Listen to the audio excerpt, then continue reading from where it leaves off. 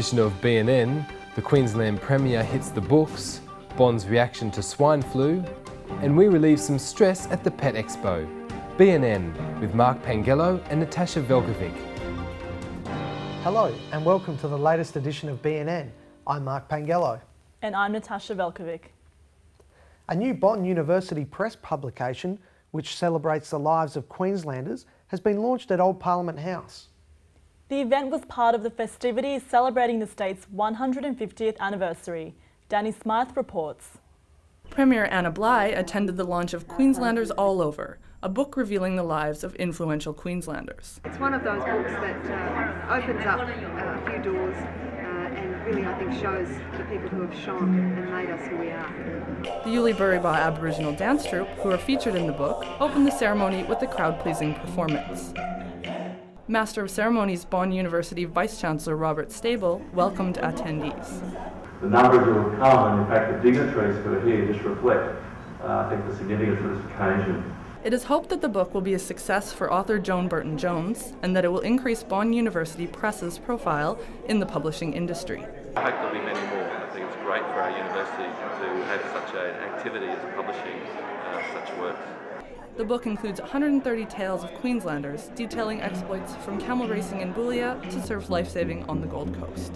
This book is full of larrikin humour and a lot of courage from people that I'm proud to have met. The book represents an important milestone, both for Queensland's 150th birthday and for Bond Publishing. It's the most prestigious book they've published to date, and with a foreword by Kevin Rudd, it's sure to commemorate Queenslanders for years to come. Danny Smythe for Bond News Network. The response to swine flu is under the microscope as those who have recovered from the virus question whether or not it's just another winter bug. Adam Gleeson meets Bond's first swine flu patient and gets an expert opinion on the serious implications of the virus. Bond took all precautions this semester when the first swine flu patient was diagnosed, enforcing quarantine regulations. However, some students who have contracted swine flu maintain that the outbreak of the virus has been overplayed and is not as bad as first thought. The university's first swine flu patient, Jacqueline Ward, said she expected the effects to be more severe. It wasn't as worse as the worst flu I've ever had.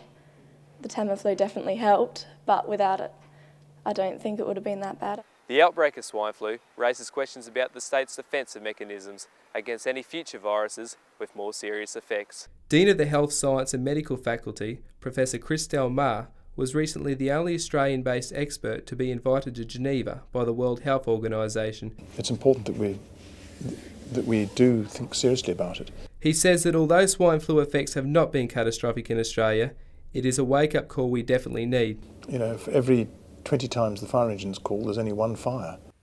Bond University's highly anticipated first musical production has been cancelled. Producers made the announcement to the cast and crew after reviewing the proposed budget. Amelia Kostovsky went behind the curtain to find out more. Bond University students were set to storm the stage on the 18th and 19th of July in the university's first ever musical, I Love You Because. Initially funded by the Bond University Students Association, nobody expected for the show to be cancelled. After weeks of long and tiring Sunday rehearsals, the cast and crew were devastated to hear the news, and most urged for the show to be postponed. After many meetings between the producer and the directors, a silent vote was cast, ending the production. Leads in the musical, I was quite shocked to hear that the musical was cancelled. I'd put a lot of time and effort into the rehearsing and it was quite sad. But they usually say the show must go on, but obviously not this time. One of the production's major challenges was funding. They received little sponsorship and were unable to cope with expenses. Money was a massive issue in the cancellation of the musical, going to be in the red by thousands of dollars. The availability of stage space was another major concern for the producers. It was in this room the dancers spent countless hours perfecting moves and actors embodied their character every rehearsal. It was a shock to everyone involved to find the curtains closed on Bond University's first musical, I Love You Because. Amelia Kostovsky for BNN. With the financial crisis upon us, many Australians are trying to stay positive. Caroline Morano attended the Pet and Animal Expo at Varsity Lakes and discovered some big and small ways of coping with the economic downturn. Owning a dog, a cat, a pony, a snake or a worm is part of the solution to living a more carefree and blissful life. Research has shown that owning a pet can help lower stress, improve your mood, reduce blood pressure better than drugs, and most importantly, provide unconditional love. Dogs are the most popular choice for Australians, and with over 400 breeds, you can find the one that's just right for you. Danelle Barr of Helensvale says it's so rewarding having her puppy Leo. She says she couldn't live without him. Every day when I get home, you get that unconditional love that they just run up and love you no matter what has happened in your day or what's happened in their day. Although owning a cute, cuddly or slimy creature is beneficial as well as rewarding, vet bills can easily soar into the hundreds and even thousands. Dr. Chris Brown recommended taking out pet insurance if you have an accident-prone animal to help reduce costs.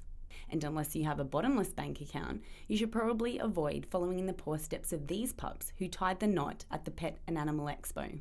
You can rescue an animal from the Animal Welfare League, the RSPCA, or go to petrescue.com.au. Whether you choose worms as your pet or a moodle like Harry here, you're guaranteed a happier and healthier life.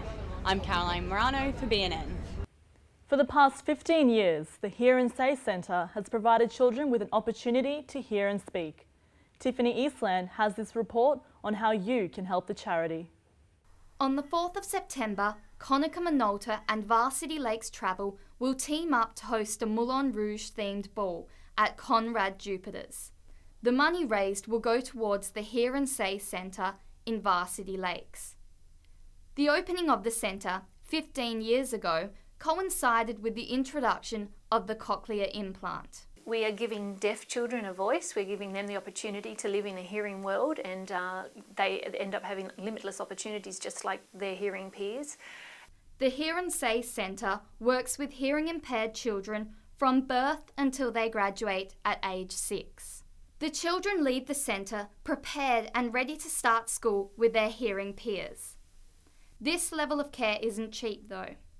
It takes $10,000 a year to help a child with government funding around 15% of the cost. Currently, there are 24 babies waiting to benefit from the centre's work. Organisers of the charity ball, Nicholas Rohn, Alan Thompson and Jen Worthington, are confident the night will be a great success. We're anticipating 240 to 280 people to come along for the night, which should be a fun night. The money raised from the ball will go towards getting children off the waiting list and into the program. For more information on how you can support the children of the Hear and Say Centre or to purchase tickets for the Gala Charity Ball, phone 55621877. Tiffany Eastland, BNN. And that's all we have time for in this edition of BNN. We'll be back in a few weeks with another program. We look forward to seeing you then.